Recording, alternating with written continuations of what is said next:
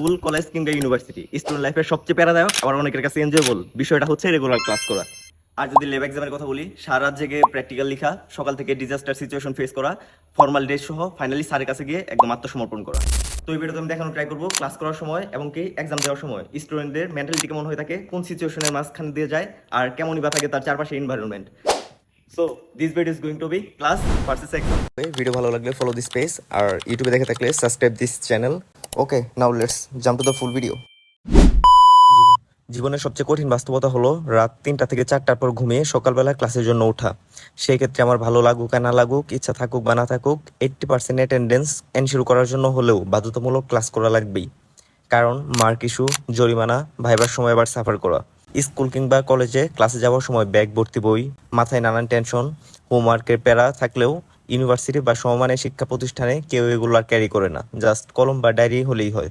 চোখে মুখে ঘুম, বিরক্তিকর মনোভাব ও আধো আধো চোখে কোনো রকম একটু চুল আশ্রিয়ে ক্লাস শুরু হওয়ার 2-3 মিনিট আগে দৌড়ে বের হই। ক্লাসে যাওয়ার সময় যদি রাস্তায় কাউকে না দেখি, ভাবি প্রত্যেকেই হয়তো চলে গেছে, শুধু আমি লেট। কিন্তু ক্লাসে যাওয়ার পর অনুধাবন করি আমি ভুল, কাউকে রাস্তায় দেখিনি, কারণ কেউই এখনো রওনাই হয় নাই। যাই হোক, ক্লাসের সময়টা এতটা বোরিং হয়, স্যার কি পড়ায় স্যার ছাড়া অন্য কেউ বুঝে না, আর ছাত্ররা কি পড়ে সেটা ছাত্র ছাড়া অন্য কেউ জানে না। 45 মিনিটের ক্লাস যখন 2 ঘন্টা হয়, তখন ঘুম কি জিনিস ম্যাক্সিমাম শিক্ষার্থীরাই খুব ভালোভাবে অনুভব করে। কোনো রকম আশেপাশের ভিউ, ওয়ালে কার সাথে কার নাম লেখা, সেগুলো দেখে মজা করতে করতে কোনো রকম ক্লাসটা শেষ করি এবং ফাইনালি দৌড়ায়ে হলে গিয়ে আবার ঘুম।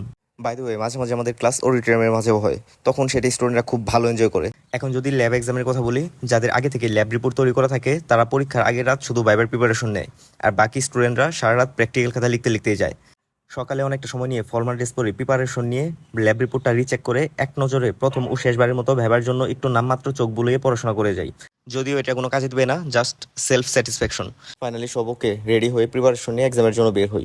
নর্মালি যখন আমাদের ক্লাস থাকে তখন তো হাইস্ট সময় লাগে 5 মিনিট, আর এক্সামের সময় সেটা 2 ঘন্টা হইলেও সব প্রিপারেশনে বের হইতে হইতে মনে হয় অনেক কিছু স্কিপ করে আসলাম, কি না কি রাখে আসছি।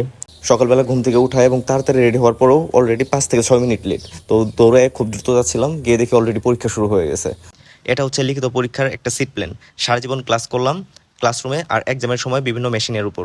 লিখিত পরীক্ষার মাঝে মাঝে 2 জন করে যাবে, আর অনাকাঙ্ক্ষিত ভাইবার সম্মুখীন হতে হয়। একজন ভাইবা ফেস করে আসলে বাকিরা তার থেকে কোশ্চেন শুনে গ্রুপ স্টাডি শুরু করে দেয়, যদিও নিজের ভাইবার সময় এগুলো কোনো কিছু কমন পড়ে না। এভাবেই একজনের পর একজন, একজনের পর একজন, এভাবে অপেক্ষা করতে করতে ফাইনালি ভাইবা শেষ করে সবাই মিলে একসাথে রিল্যাক্সে ফটো সেশন, ভিডিও, তারপর কথাবার্তা, কমিউনিকেশন করতে করতে ফাইনালি আমরা হলে ব্যাক করি। আজকের ভিডিও এই পর্যন্তই। খুব সিম্পলি ট্রাই করছি ক্লাস এবং এক্সামের সিচুয়েশন ছাত্রদের মেন্টালিটি কেমন হয় বোঝানোর। দেখা হচ্ছে নেক্সট কোনো ভিডিওতে। বাই।